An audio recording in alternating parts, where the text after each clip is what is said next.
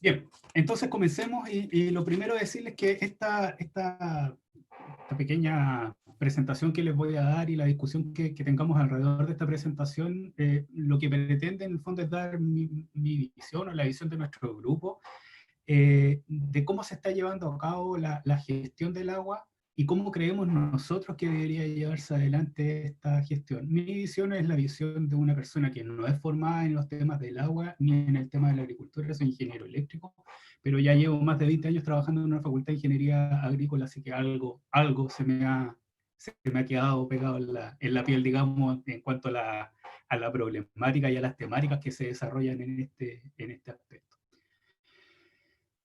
Entonces, mi idea es partir situando primero esta digitalización del agua en un contexto, y ese contexto es el de la evolución industrial. Esta evolución industrial parte por allá por la época victoriana, en el 1800 y algo, con el desarrollo de la energía a vapor, y empezamos con estos sistemas de producción más en masa, luego en línea, se acercó todo lo que era la energía eléctrica, que marcó la evolución de la industria 2.0. Hacia los años 50, entre los 50 y los 80, se desarrolló fuertemente el concepto de automatización, y que se denominó la industria 3.0, y esto duró, bueno, sigue durando, se traslapan estas evoluciones, pero fuerte duró hasta los años 90, en que todo era automatización, y terminan siendo como temáticas de moda. Pero del año, diría yo, 2000, 2005 en adelante, empezó a surgir este tema de la hiperconectividad. Y la hiperconectividad dio salto a lo que nosotros hoy conocemos como la industria 4.0. La industria 4.0 no es más que esta superconexión de distintos tipos de dispositivos, y esos dispositivos con personas, eh, que permiten un montón de cosas, como por ejemplo en la industria en particular, hacer control de procesos, hacer evaluación de los sistemas que tenemos en línea, monitoreo, generación de data, etc. Entonces, nos cambia un poco el paradigma, pero nos cambia el paradigma en un punto bien radical, ¿eh? Que hasta la evolución de la industria 3.0 era una cuestión bastante localizada y diría yo como enquistada en la industria propiamente tal.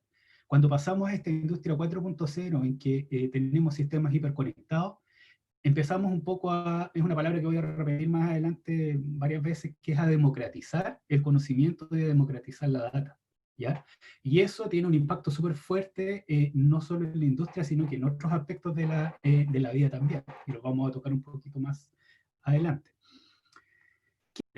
Si la arquitectura o el diseño organizacional de la industria está bien hecho, ¿de acuerdo?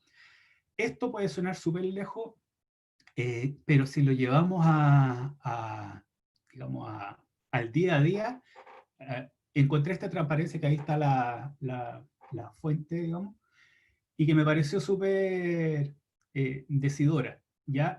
Ellos definen este menú de la industria 4.0 y ponen cuatro platos, digamos. El entrante, que es como el sustento más importante, es la capacidad de generar datos y de interrelacionar esos datos. Piensen ustedes que diariamente estamos generando del orden de los petabytes, o sea, del orden de millón de millones de datos. Eso ya es como que se va de las manos, digamos, uno ya pierde la visión de eso. Entonces, transformar esa data en información es un desafío no menor. ¿Y de quién depende ese desafío? El principal punto de quiebre está aquí, en las personas. ¿Qué sucede? Que las personas van a tener que, de alguna manera, vamos a tener que ser capaces de reinventarnos de tal manera que las actividades que antes se realizaban en una industria de manera mecánica y sistemática tienden a desaparecer, y tienden a elevarse en cuanto a nivel de requerimiento en capacidades humanas. Entonces, uno de los principales desafíos de la industria 4.0, después de este rediseño arquitectónico de la industria propiamente tal, es la capacitación o la adaptación y la adopción de nuevas tecnologías de las personas. Ahora, estas tecnologías se las define como tecnologías proactivas.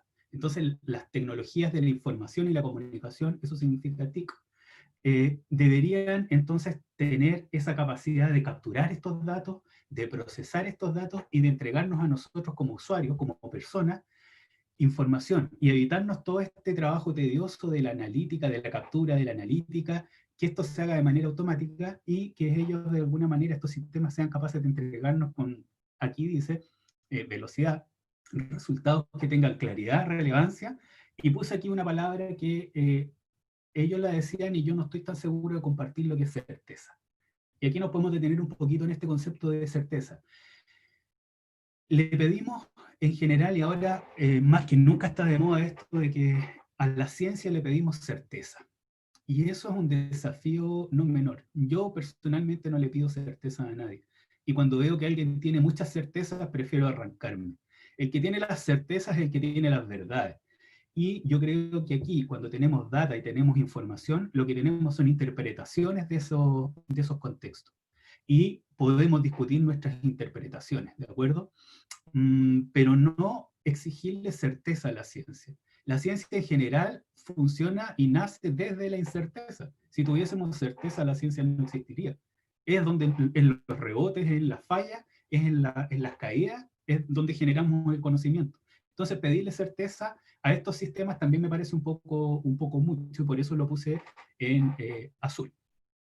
Y finalmente hay un punto que es súper importante. Si yo, industria, la que sea, repito, desde un banco hasta la producción de hongos ostras en el sur de Chile, hago de mi industria una industria 4.0, lo que va a suponer es que voy a tener que disponibilizar en sistemas informáticos como nubes, como redes de transmisión, toda mi información, que puede ser información relevante o incluso información clave para el éxito de mi empresa. Entonces el tema de la seguridad o de la ciberseguridad también es un punto súper importante.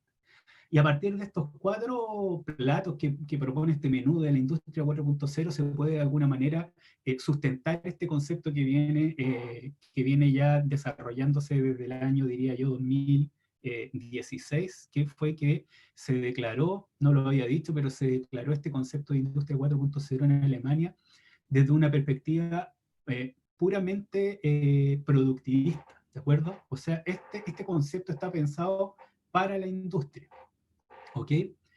¿En qué se sustenta? Como lo decíamos antes, uno de los puntos principales es en esto de la Internet de las cosas, en esta capacidad de interconectar muchos sensores que incluso saquémonos de la cabeza esto del sensor como el aparatito que mide la temperatura.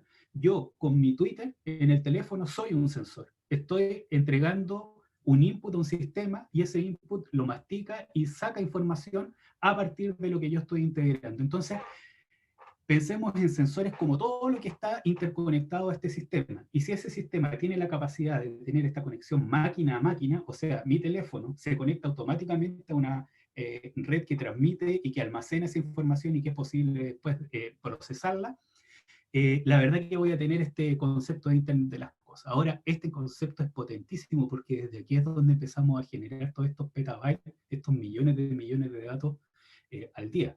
¿En qué se sustenta esta Internet de las cosas? Básicamente en dos desarrollos que son súper potentes. El primero es el que está más abajo, que es el concepto de sistema embedido. La capacidad de cualquier sensor de tener una electrónica inserta dentro del dispositivo sin tener que yo agregarla por separado, que es capaz de comunicarse con otros dispositivos, ¿de acuerdo? ¿Y cómo se comunica? A partir de una interfase de programa. O sea, yo tengo una máquina en un lado, una máquina en otro lado y un sistema de comunicación y una API es la que me hace de traductor entre estas dos máquinas para poder hacer fluir información o datos desde un punto a otro punto o viceversa, ¿de acuerdo? ¿Y qué pasa con esto? Que tenemos esta explosión de datos que nos supone también desarrollar una capacidad de análisis de estos datos, datos que son de múltiples fuentes, con múltiples características, con muchísimos tipos de formatos. Entonces, esto de la analítica de los datos es un desafío no menor de cara a poder integrar esta información. Desarrollos fuertes los hacen empresas como, por ejemplo, Google, IBM, estos grandes, cuando hacen la analítica de datos y a nosotros nos llega el teléfono, justo el libro que queríamos leer ofreciéndonos con una oferta, digamos. O sea, ¿cómo se enteró este de que yo quería eso? Bueno, a partir de lo que googleo, de lo que miro, de con quién me contacto, se generan miles de millones de perfiles de cada uno de nosotros. Contra eso no hay mucho que hacer, ¿eh? O sea, la ciberseguridad ahí se va un poco al carajo, y yo, desde mi perspectiva, no hay que más que entregarse, digamos. O sea, cada vez que yo acepto una cookie en una aplicación o en una página web, ya estoy entregándome por completo, digamos. Así que a esta altura del partido hay toda una línea de estudio cómo abordar eso, pero el hecho es que estamos generando mucha volumen de datos y necesitamos desarrollo o desarrollar capacidades para poder hacer analítica de esos datos.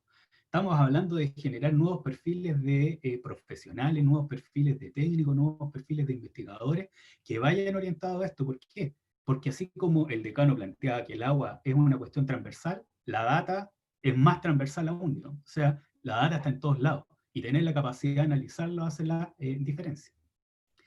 ¿Cómo analizamos esta data? Durante los años 50 hasta los 80 más o menos se puso de moda este concepto de inteligencia artificial y que se escribieron ríos de novelas con esto, con automatización, con humanoides y cosas así. El concepto como tal de inteligencia artificial es bastante antiguo y comenzó desarrollándose como, desde un punto de vista, digamos, académico y profesional, como, no sé si alguno de ustedes recordará los conceptos de autómatas y de sistemas automáticos de inteligencia, que en el fondo no eran más que eh, mecánicas, pueden ser mecánicas algorítmicas también, pero mecánicas en que yo metía un input y salía un output, pero yo programaba esta cajita que estaba aquí adentro, entonces yo sabía lo que tenía que hacer esa cajita. Si yo quitaba o variaba un poquito mi entrada, mi salida era cualquier cosa. En los años 90 se empezó a desarrollar este concepto de las máquinas de aprendizaje y surgieron un montón de técnicas que todavía se usan hasta el día de hoy, los árboles de decisión, estuvieron súper famosos las redes neuronales, etc. Y aquí la gracia o el salto cuántico que hubo fue el de ahora la maquinita esta ya no le enseño yo, sino que a partir de entradas y salidas le comienzo a dar señales para que él de manera autónoma empiece a adaptarse de tal manera que mi entrada y mi salida coincidan con lo que yo quiero a partir de un desarrollo que hay aquí adentro. Las limitaciones que tiene esto del machine learning o las máquinas de aprendizaje son que de alguna manera las características que yo voy a evaluar, por ejemplo, si quiero ver calidad de agua, no sé, yo le tengo que dar a él los parámetros o las variables o lo que se llaman los entes que quiero evaluar. En la calidad de agua necesito evaluar pH, necesito evaluar oxígeno disuelto, necesito evaluar temperatura, etcétera, un montón de variables. Y a partir de esas variables, las máquinas de aprendizaje tienden a aprender y entonces a partir de una entrada me entregan una salida. Y los desarrollos actuales, llevamos trabajando en esto, si bien partió en el 2010 más o menos, nosotros como grupo llevamos trabajando como 5 años más o menos en esto, están las redes de aprendizaje profundo, ¿de acuerdo? Y las redes de aprendizaje profundo, a diferencia de las máquinas de aprendizaje, lo que hacen es algo súper potente, que es que yo le entrego una entrada, le entrego una salida, y él solo, a partir de estas infinitas entradas, detecta cuáles son los atributos más importantes que caracterizan esta salida. Entonces, ya no le tengo que decir cuál es el modelo, ni le tengo que decir cuáles son las variables que tiene que evaluar. Actualmente las redes de aprendizaje profundo detectan esas dos cosas y logran determinar una salida. Por ejemplo, puedo entregar perfiles o entrenar una máquina con muchísimos gatos, por ejemplo, o que diferencie gatos de perros. Entrego muchos gatos, muchos perros, y él empieza a extraer características de gato y características de perro. Y él sabe cuáles son gatos y cuáles son perros, ¿de acuerdo? Entonces, si yo meto nuevos gatos y nuevos perros, él va a poder detectar a partir de las características que extrajo de su set de aprendizaje, cuál es gato y cuál es perro.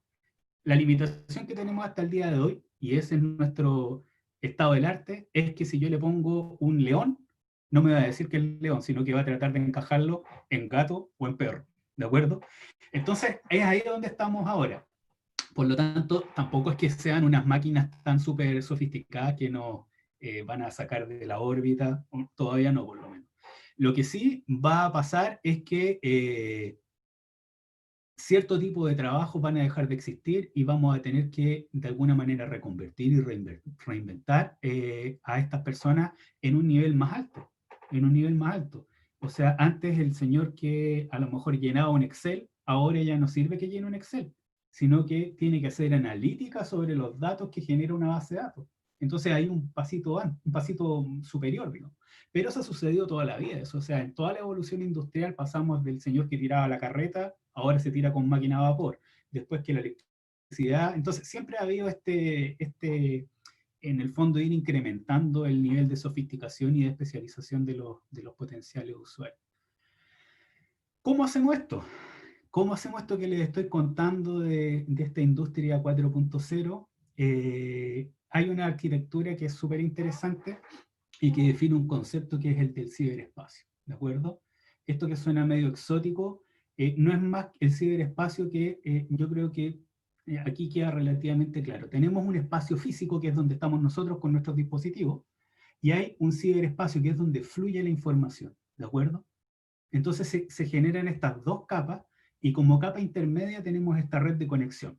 Entonces, el flujo normal de información iría desde nuestros dispositivos en el espacio físico, censamos estos datos y aquí se hace analítica sobre estos datos. Y lo que se genera como resultado es información y también se está trabajando mucho ahora en actuación, ¿de acuerdo? Actuación quiere decir que yo solo a partir de datos recolectados, por ejemplo, podría poner en funcionamiento un sistema de riego, ¿de acuerdo? Sin intervención humana, ¿de acuerdo? Pero para eso necesitamos esta capa que está aquí entre medias, que es la Internet, que también está sufriendo muchos desarrollos, por ejemplo, el tema de la Internet 5G, digamos, ¿ya? En que empezamos a disminuir los tiempos de latencia, con lo cual las acciones son mucho más rápidas, las capturas también son mucho más rápidas, y aquí hay un desarrollo potentísimo en cuanto a algoritmos, en cuanto a arquitecturas de almacenamiento de datos, etc. Pero cuando hablemos de industria 4.0, váyanse a esta figura que creo que es súper decidora. Una realidad física, ¿ya? Un espacio físico y un espacio virtual. Y la interacción entre esos dos espacios, el físico y el virtual. ¿Cómo bajamos esto a la agricultura? Que es un poco lo que nos convoca a todos los que estamos acá. Es un desafío no menor dependiendo de dónde estemos, creo yo. Y aquí a lo mejor voy a sonar un poco pesado, pero claramente hay países que llevan la delantera, o sea, no sé, pues se ve en Alemania un señor que lleva un campo con 2 personas y máquinas automatizadas por todos lados. En Chile a lo mejor estamos un poco por detrás de eso, pero lo que se está trabajando y lo que se está trabajando fuertemente en esto de la interconexión de los sistemas, esto que les llamaba yo el máquina-máquina, y su interconexión a una red de datos, a este ciberespacio, donde podamos modelar, donde podamos generar información y tomar decisiones para poder actuar, por ejemplo, aquí sobre una bomba, o sobre un sistema de fertilización, o sobre un sistema de cosecha, o sobre, por ejemplo, la planificación logística para la cosecha en 3 meses más, etc. La integración de toda esta data es lo que hace que podamos tomar decisiones de manera potente. Otra aplicación súper fuerte en el tema de la industria 4.0 y la agricultura, que yo creo que aquí la hemos explotado súper poco, es el tema de la realidad aumentada. La realidad aumentada es un poco lo que se ve acá, es de alguna manera a partir de un dispositivo integrar información que no es visible de manera evidente. Por ejemplo, a partir de esta cámara apuntar a una planta y saber cuánto es su contenido fósforo, de clorofila, cosas de ese tipo. ¿De acuerdo? Ya hay desarrollo en ese sentido, por ejemplo, a partir de los sensores que tenga capturado el dispositivo o de la caracterización planta a planta y su geolocalización, de tal manera que cuando uno va al terreno, la apunta y sabe perfectamente cuál es la planta, cuáles son sus requerimientos, etc. Entonces, en el mundo de la agricultura hay mucho por hacer en este contexto. El desafío, creo yo, es subir o pasar de un nivel de agricultura no sé cuál es el adjetivo, pedestre puede ser, a una agricultura mucho más tecnológica. Y eso supone eh, un trabajo mayor, creo yo. Ahora, hay aquí un punto súper importante y es qué sucede con las personas en la industria 4.0, porque al comienzo les dije yo que esta industria 4.0 estaba focalizada en una cuestión súper productivista, pero en realidad esto de las interconexiones y la hiperconectividad nos toca a todos. Entonces, se ha definido un concepto mayor, que es el de la sociedad 5.0, ¿de acuerdo? Que es una definición que salió hace 1 o 2 años atrás en Japón, y que en el fondo lo que busca o hace es centrar a la persona en este mundo, digamos, que está entre el espacio físico y el espacio cibernético, y de alguna manera dar soluciones a las personas o mejorar la calidad de vida de las personas. Entonces, habría que considerar a la industria 4.0 como una parte constituyente de una evolución mayor, digamos, que es el de la sociedad, ¿ya? En que pasamos de una sociedad 3.0, que es la sociedad industrial, a una sociedad de la información, ¿de acuerdo? Y de esa sociedad de la información saltamos ahora, o estamos saltando a la sociedad 5.0, que es la sociedad del bienestar centrado en la persona. Utilizar todos los medios que tenemos alrededor para el bienestar de las personas, ¿de acuerdo? Entonces, esta industria 4.0, en la industria propiamente tal, es más difícil tratar de encajar este concepto de industria 4.0 con sociedad 5.0. Pero en la agricultura, por ejemplo, en la industria de la agricultura, en la industria del, o sea, en el tema del agua, sale de manera súper natural tratar de mezclar, digamos, este concepto de sociedad 5.0 con el concepto de digitalización o de industria 4.0, o lo que vamos a llamar más adelante agua 4.0. Entonces acá está la definición un poco más formal de sociedad 5.0, que es una sociedad centrada en el ser humano que intenta equilibrar avances económicos con la resolución de problemas sociales mediante un sistema que integra el ciberespacio y el espacio físico. Y ahí está la clave de todo. La sociedad 4.0 tiene un espacio físico y tiene un espacio cibernético, pero las relaciones que hay, de alguna manera, hay un flujo de información y una de vuelta de información, pero las decisiones se toman aquí abajo y la algoritmia se hace aquí abajo. En una sociedad 5.0, desde el punto de vista informático, lo que vamos a tener es una entrega de datos aquí y una analítica de datos acá que nos va a entregar valor agregado para poder tomar decisiones o actuaciones sobre el espacio físico. Y ahora lo que nos convoca, ¿qué implicancias tiene esto en el uso del agua? ¿De acuerdo? A mi juicio aquí está expresado todo, que es la gestión integrada de aproximación industria 4.0 y teniendo en consideración la sociedad 5.0. Y aquí destacar este concepto que está acá, que es la gestión integrada del agua. Cuando hablábamos de la industria 4.0, les decía que el punto de quiebre en esto es el rediseño de la arquitectura de la industria de tal manera que sea una integración de los distintos entes que están y una interacción de ellos. Lo mismo acá. No podemos hacer gestión del agua de manera localizada. ¿Por qué? Porque hay una interrelación directa entre el predio, el canal de riego, el río, la cuenca, la región, etc. Entonces, la gestión que se haga tiene que ser una gestión que integre a la persona, que integre el medio ambiente, que integre las demandas del sector productivo, de tal manera que esas decisiones sean realmente decisiones que beneficien a todos y que equilibren entonces este avance económico con problemas sociales. Y para eso entonces usamos esta estructura o esta arquitectura que les decía yo, de ciberespacio y espacio físico. ¿Por qué? Porque vamos a estar, el ideal es estar tomando data todo el tiempo y tomando decisiones a partir de esa data. Y data de múltiples características y de múltiples fuentes. Entonces, la ligación entre el agua y la industria 4.0 sería esta arquitectura que les decía yo de espacio físico y espacio cibernético, y es lo que nosotros hemos llamado digitalización del agua y lo que se conoce también ampliamente como agua 4.0. ¿De acuerdo?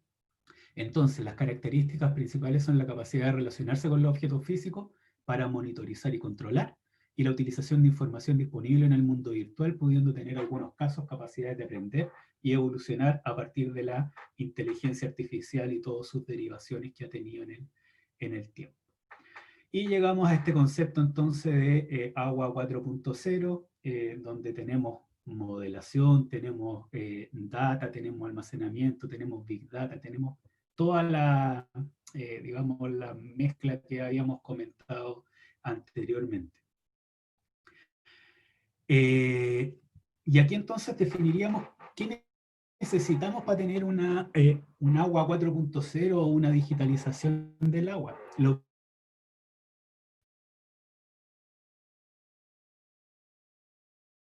orden de cosas. La capacidad yo creo que es el punto de quiebre. Dos razones súper, diría, cruciales. La primera, tener la capacidad de repartir sensores por todos lados no es menor. ¿Ya? Supongamos el dinero y repartimos sensores. Vámonos al área de la agricultura, de humedad en algunos árboles, de lo que se les ocurra que podamos censar. Supongamos que esa red de sensores la podemos llevarnos esa información al ciberespacio.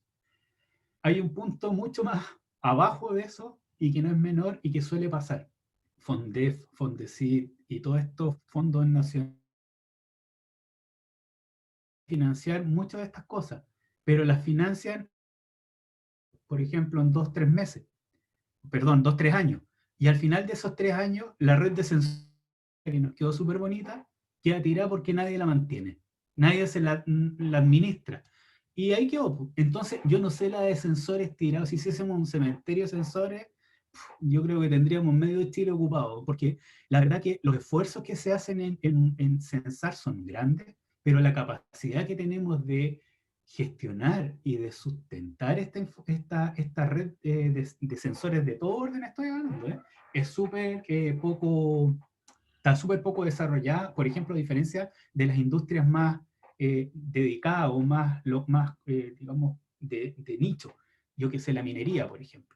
¿Ya? En donde, o una productora de papel, donde los sensores son súper importantes porque mido el grosor del papel, el pH del papel, no sé qué, y tengo un impacto directo en la productividad. Acá estamos hablando de muchos usuarios en muchos perfiles que de alguna manera se distribuye y ya sabemos que cuando las responsabilidades se distribuyen, desaparecen, ¿no?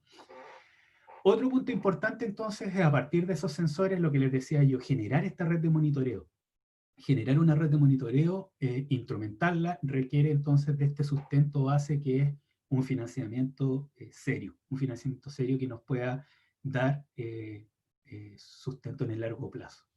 Desarrollar sistemas de control, robotizar sistemas y desarrollar sistemas de interfaz hombre-máquina, porque en el fondo de alguna manera vamos a tener que ser capaces de capturar esta información que se genera acá para poder tomar decisiones. Las decisiones todavía siguen siendo de alguna manera resorte nuestro. Lo que nos entregan estos sistemas son posibles escenarios en los cuales nos podemos mover de tal manera que nosotros tomemos decisiones informadas o basadas en evidencia, ¿de acuerdo?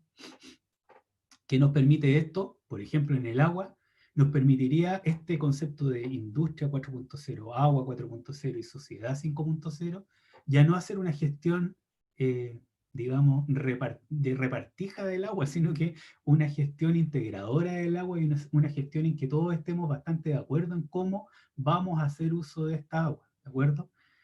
Ya sé que esto pasa por cuestiones legislativas, pasa por cotos de poder, pasa por un montón de cuestiones. Entonces aquí estamos hablando de procesos evolutivos, ¿eh? No es una cuestión que vaya a suceder de un día para otro. Ahora, ¿cuál es, desde mi humilde nicho, el punto de quiebre? Es la democratización de los datos de información para el soporte de la decisión, de la toma de decisiones basada en evidencia. Ya no necesitamos... por ejemplo, políticas públicas que sean tomadas porque yo creo, porque parece que, porque me da la impresión, cuando podemos disponibilizar de información y de datos que nos den soporte y evidencia. Repito, este soporte y esta evidencia no da certezas. A mi juicio no da certezas. Lo que da es escenarios potenciales sobre los cuales nos podemos mover, que es mucho más que creer que o parece que, ¿de acuerdo? Actualmente, ¿en qué estamos? Estamos en un desafío que no es menor, que es el de alguna forma generar esta capa superior que es esta ciberestructura. Aquí ya me puedo poner a llorar, digamos, de los casos que tenemos y que hemos visto y con los que nos hemos encontrado. Por ejemplo, tratar de levantar datos de la Dirección General de Agua. Lo siento si paso a llevar a alguien con esto, pero es lo que me ha pasado, digamos, de la Dirección General de Agua y tratar de juntar esa información con, por ejemplo, la de la Comisión Nacional de Riego. Sorpresa, las bases de datos de las dos unidades no hablan, no se entienden y hay que hacer un esfuerzo no menor para poder integrar esa información, suponiendo que la pudimos rescatar de algún lado, ¿de acuerdo? Entonces no hay una lógica eh, centralizada en el buen sentido de la palabra, o con principios centralizantes que pueda integrar información de manera abierta, abierta en el sentido que sea accesible a todo el mundo, que cumpla ciertos estándares y que tengamos la posibilidad de poder interactuar con ella y tomar decisiones a partir de ella, todos, ¿ya? Eh, Creo yo que este es el desafío primigenio, este es el desafío no menor. El problema que tiene este desafío es que si uno lo presenta, por ejemplo, a una entidad gubernamental, me va a decir, ya, pero con esto no corto cinta, ¿de acuerdo? ¿Dónde está el producto? ¿Dónde está el impacto en el sector productivo? Esta es la capa intermedia. No vamos a poder hacer otra cosa si no tenemos esto. Entonces, de alguna manera hay que hacer este proceso de entendimiento de las autoridades de que esta cuestión es importante, o por lo menos creemos nosotros que es importante para poder llegar a algún punto. Piensen ustedes que generar una ciberestructura de datos abiertos abre posibilidades a una empresa que genere negocios y se retribuye al Estado con impuestos, al hijo de vecino que desarrolle una aplicación y puede hacer una aplicación para regar el pasto en su casa, al niñito de la escuela agrícola, al super estudiante de la universidad, al estudiante de posgrado. Abarca un perfil, lo que llaman ahora los innovadores, un ecosistema de desarrollo innovativo súper potente. Entonces, la inversión es fuerte, la mantención es fuerte, el trabajo y el desgaste que hay detrás es no menor, pero el rédito que tiene creo que es súper, eh, digamos, es suficiente como poder tomar la determinación y decir, sí, nos tenemos que ir por aquí. Piensen ustedes que abre este ambiente, digamos, este entorno de posibles innovaciones, pero a la vez, por ejemplo, las decisiones que tome el gobierno, una organización de usuarios de agua o un agricultor son decisiones que están basadas en datos que existen, por lo tanto son auditables. La transparencia que hay detrás de eso no es menor, que son cuestiones que institucionalmente la gente está, o sea, que la gente está exigiéndole a las instituciones. Entonces, hay muchas cosas aquí que están en juego. Bueno, voy a pasar rapidito por aquí porque esto es como el estado del arte de lo que está sucediendo respecto a cómo generar una arquitectura, ¿de acuerdo? En los 80 se hablaba, y todavía se usa mucho, y en muchas empresas, los data warehouse, ¿ya? Que no eran más que interconexión de bases de datos y uno hacía preguntas sobre esas bases de datos y generaba reportes. Al 2011 nosotros estamos haciendo un desarrollo, de hecho, con una arquitectura que se llama Data Lake. Azure, por ejemplo, de Microsoft es un Data Lake, y lo que hace en el fondo es que estas arquitecturas desde el punto de vista computacional ya son capaces de tragar cualquier tipo de información y almacenarla sin distorsionarla, ¿de acuerdo? Y yo, a partir de este lago de datos, puedo hacer procesados sobre esa data y generar información, generar conocimiento y poder interactuar con un usuario final a partir de reportes, ¿de acuerdo? Pero, ojo, aquí la inteligencia se hace fuera del data lake. Y ahora está este desarrollo que hay recién salió, de hecho hay súper poca información al respecto, de los lakehouse, que la gracia que tienen o la potencialidad que tienen es que la analítica de datos se hace dentro de este data lake que teníamos antes. Entonces, sigue tragando mucha información de todo tipo, hacemos la analítica aquí o la inteligencia aquí y ya tenemos entonces procesos mucho más transparentes y de más alto nivel. O sea, en el fondo en un lighthouse yo puedo decir, ya no, extraer información de una base de datos, sino que preguntarle a la base de datos, por ejemplo, ¿cuáles son los 10 personas más ricas de este país? Y entonces el proceso de analítica de datos se hace aquí dentro, ¿de acuerdo? No se hace externamente. Y entonces ya la respuesta es una respuesta de alto nivel, no una respuesta de bajo nivel. ¿En qué estamos nosotros? Bueno, tenemos acá un juguete nuevo que con el profesor Marcelo Somos estamos tratando de tirar adelante, que es Nehuenco, ya que es esta ciberestructura de datos abiertos para el agua. Llevamos, creo yo, un año más o menos con esta idea, dándole vuelta. Hemos presentado algunos proyectos, lo estamos presentando en sociedad para que nos apoyen. Y básicamente lo que busca esto es, a partir de una arquitectura de Lakehouse, como las que les comentaba yo, generar un repositorio abierto de datos accesible a todo el mundo, con usuarios de perfiles tan distintos como consumidores de datos puro y duro, gente que agregue valor a los datos, aplicaciones, aquí están las industrias, etcétera, generadores de datos, por ejemplo, investigadores o a partir de ciencia ciudadana, generar datos, y desde instituciones públicas en general, datos de instituciones públicas también, y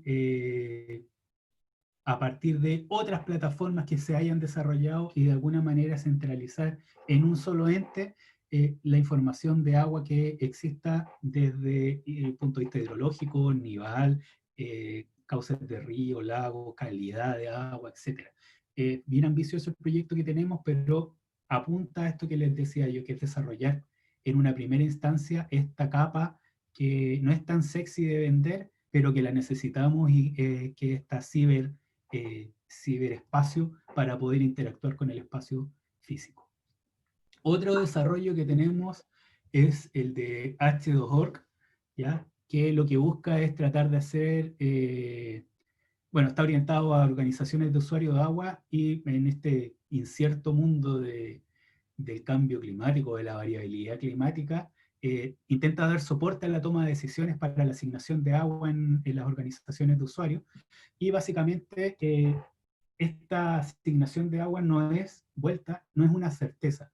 Lo que busca H2Org es entregar, a partir de inteligencia artificial y múltiples fuentes de datos, escenarios potenciales, o lo que se llama ahora futuros del agua, ¿ya? En una organización de agua en particular, a partir de ciertas decisiones, de ciertos perfiles de usuarios del agua, de derechos de agua, de tipos de infraestructura, de disponibilidad de agua hidrológica, demanda de agua, generar escenarios potenciales y poder ver dónde puedo yo tener problemas, por ejemplo, en la asignación de agua durante un periodo determinado de tiempo. ¿De acuerdo?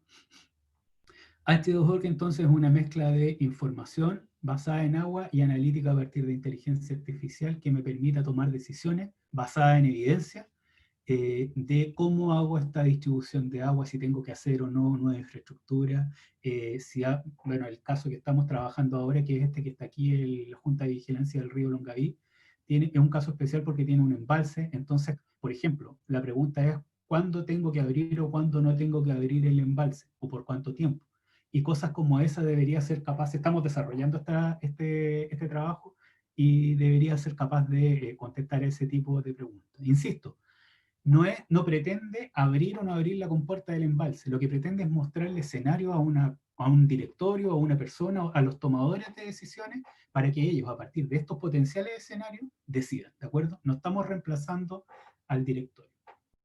Bueno, finalmente,